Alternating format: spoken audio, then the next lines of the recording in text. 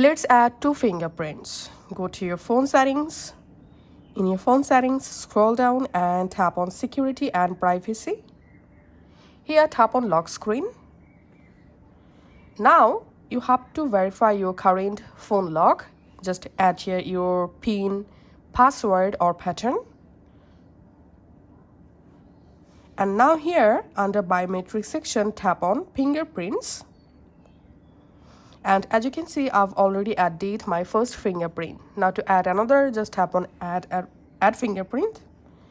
And now go ahead and tap on Register and just verify your finger, just like so.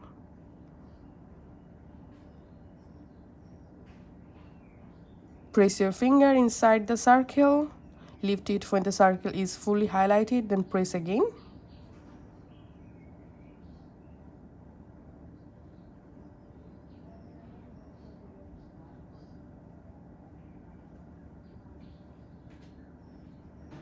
Once you've successfully added, tap on Done.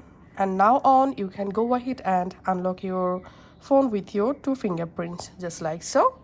That's it.